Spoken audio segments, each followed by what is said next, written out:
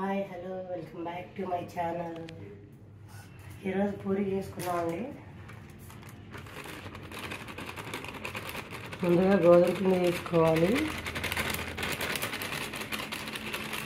క్రిస్పీగా రావాలంటే దానిలో కొద్దిగా సూజీ రవ్వ కలుపుకున్నామండి.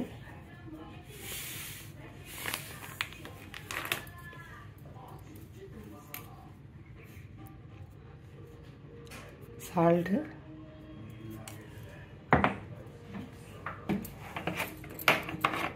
పిండిలో కొద్దిగా ఆయిల్ వేసి కలుపుకుంటే స్మూత్గా ఉంటుందండి.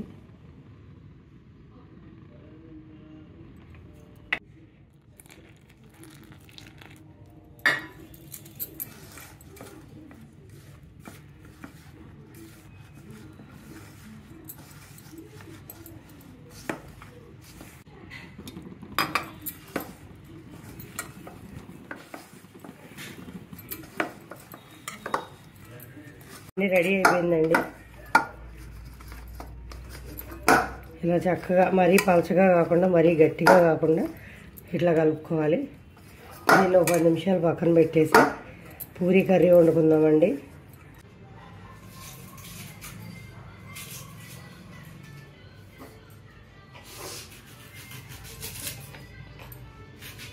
ముందు ఇలా ఉల్లిపాయలు చీలికలుగా కట్ చేసుకోవాలండి. పచ్చిమిరపకాయలు, కర్రీకి శనగపిండి కావాలి. దానికోసం శనగపిండి వండడం చూపిస్తానండి. ఇప్పుడు పాన్ పెట్టుకొని ఆయిల్ వేసుకుందాం.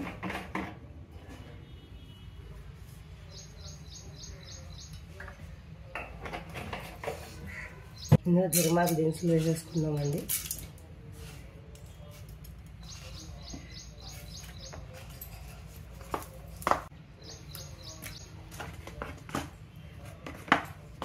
కరివేపాకు వేసుకుందామండి.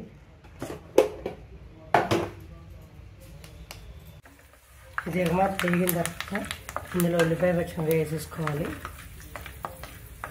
ఇప్పుడు ఇందులో పచ్చిమిరపకాయలు వేసుకుందామండి.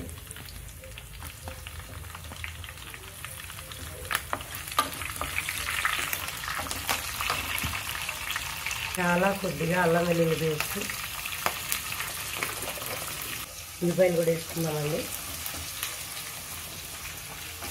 కర్రీకి ఉల్లిపాయలు ఎక్కువ పడతాయండి.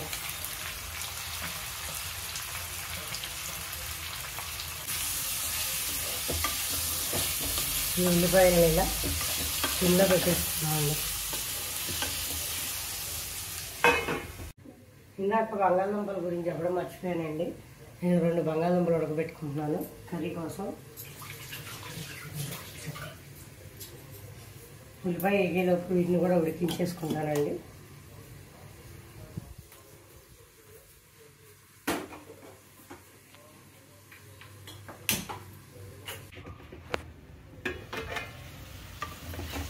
మధ్య మధ్యలో ఇలా తిప్పుకుంటూ ఉండాలండి, మాడిపోతాయి లేకపోతే.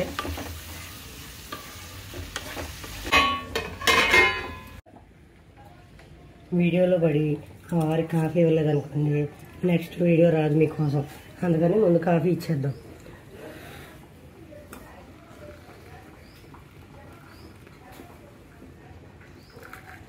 పొద్దున్నే కాఫీ లేకుండా వీడియోలు చేసుకున్నాం అనుకోండి, మనకు తిట్లు పడతాయి. వాళ్ళకి కాఫీ ఇచ్చేస్తే మన జోలికి రారు.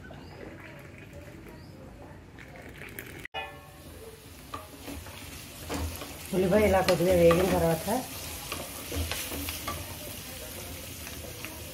దీనిలో పసుపు వేసుకోవాలండి. సాల్ట్,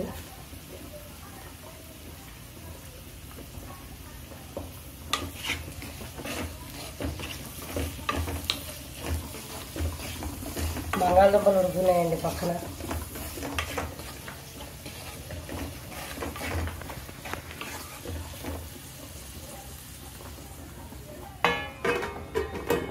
ఇలా ఈలోపు ఇందులోకి పిండి రెడీ చేసుకుందామండి. ఇలా శనగపిండి తీసుకొని వాటర్తో ఉండలు లేకుండా కలుపుకోవాలండి.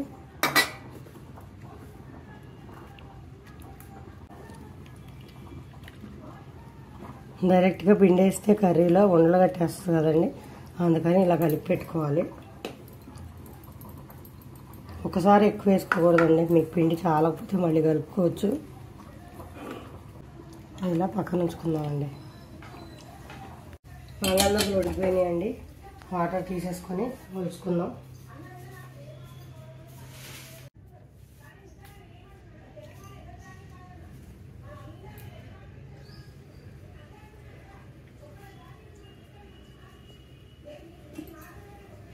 కలుతున్నాయండి.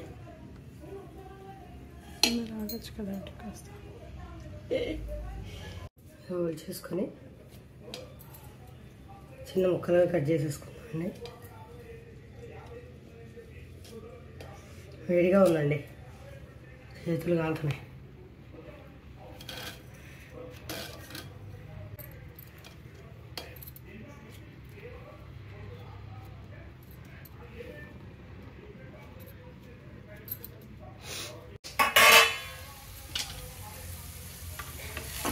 ఇలా వేగిపోయిన ఉల్లిపాయలు ఈ బంగాళదుంప ముక్కలు వేసేసుకోవాలండి.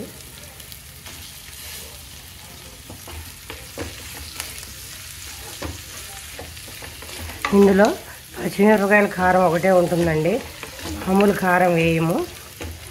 ఈ కారమే సరిపోతుంది కర్రీలో. మీకు కారం ఎక్కువ కావాలనుకుంటే కొన్ని పచ్చిమిరపకాయలు ఎక్కువ కట్ చేసుకోవడమే.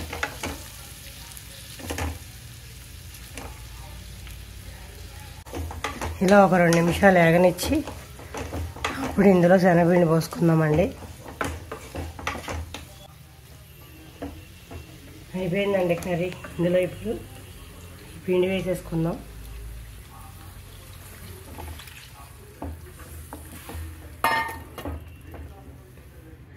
శనగపిండి ఊరికి గట్టిపడిపోద్దండి, కొంచెం వాటర్ ఎక్కువే పడతాయి. ఇలా వాటర్ పోసుకోవచ్చు.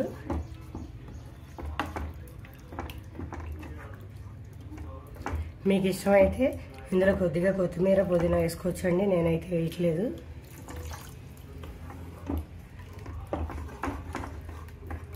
ఇంతేనండి, ఇలా పిండిలో ఉడకడమే కర్రీ. ఇలా ఒక 5 మినిట్స్ ఉడకనిచ్చి దించేసుకుంటే పూరీలోకి కర్రీ రెడీ అయిపోతుందండి. ఈ కర్రీని మీరు ఏమంటారు నేమ్ చెప్పేయండి.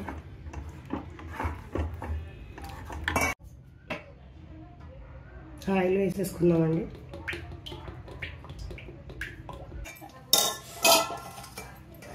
ఇలా మనం పూరీ రెడీ చేసుకుందామండి. పూరీ చేసేటప్పుడు కొంతమంది పిండి బదులు ఆయిల్ వాడతారండి. అలా ఆయిల్ వాడితే మనకు మూకుట్లో నూనె పాడవదు, కానీ పూరీ ఆయిలీగా అనిపిస్తుందండి, ఎక్కువ దాహం వేస్తుంది. అందుకని చెప్పి నేను పిండితోనే చేసుకుంటానండి పూరీలు.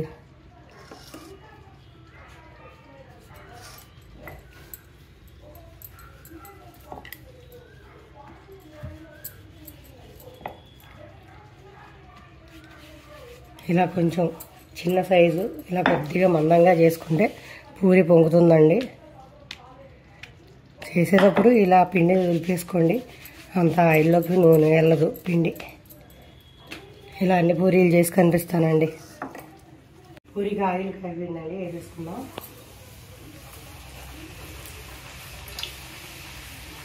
ఇలా నొక్కుతూ ఉంటే పూరి చక్కగా ఉబ్బుతుందండి.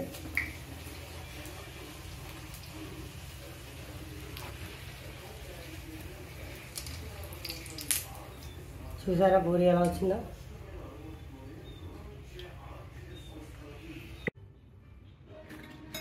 పర్ఫెక్ట్ పూరి అండి.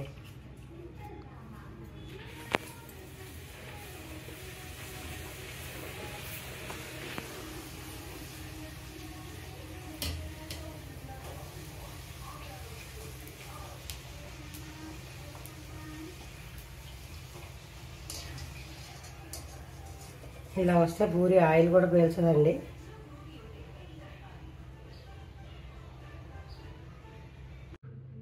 వేడివేడిగా పూరీలు కర్రీ రెడీ అయిపోయినాయండి.